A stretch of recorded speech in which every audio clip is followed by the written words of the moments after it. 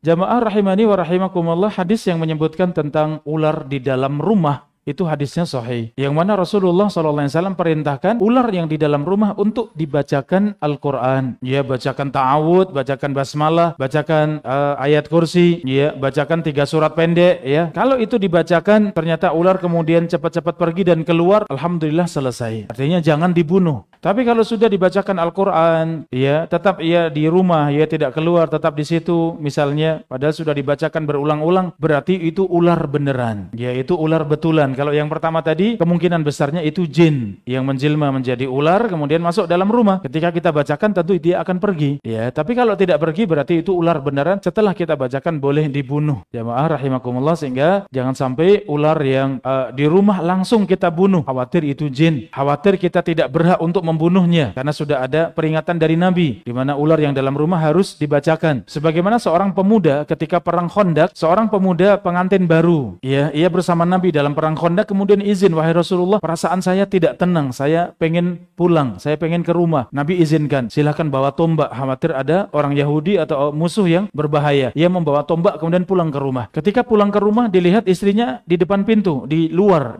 rumah, maka ia marah besar, hampir-hampir ia bunuh istrinya. Kok bisa, ya, istri di luar rumah? Artinya ada apa ini? Mungkar sekali buat orang Arab, ya. Harusnya dalam rumah terjaga. Kalau di luar rumah bahaya, mungkin ini itu dan seterusnya, ya. Sehingga istri kemudian mengatakan, silakan lihat di rumah, silakan lihat di atas tempat tidur ada sesuatu. Ia pun masuk, ternyata ada ular besar melingkar di atas tempat tidur. Ia pun kemudian segera menusuk dengan tombaknya ular tersebut, kemudian bergulat dengan ular. Kata perawi, tidak ketahuan siapa yang mati duluan di antara ular dengan sahabat tersebut. Dua-duanya mati. Ya, maka faedah dari hadis ini, jamaah rahimakumullah, dan di Madinah pada waktu itu sangat banyak yang namanya jin ular. Sehingga sunnahnya kalau ada ular dalam rumah, bacakan Al-Quran. Sehingga yakin ia mendengar Al-Quran, mendengar bacaan kita. Kok tetap di dalam, berarti ular beneran. Tapi kalau mendengar kemudian segera ia bergerak dan kemudian keluar, biarkan, itu berarti mungkin dari bangsa jin, ya. Sehingga kita biarkan. Demikian jamaah, khusus fikih ular di dalam rumah. Kalau ular di luar rumah, yaitu dianggap ular, semuanya ular biasa. Kalau pengen bunuh, dan itu sunnah, ya, di antara yang diperintahkan untuk dibunuh adalah ular, maka baca ta'awud, ya, ucapkan a'udzubillahi minasyaitonirrajim, bismillahirrahmanirrahim, kemudian silahkan bunuh, ya, kalau itu takut membahayakan.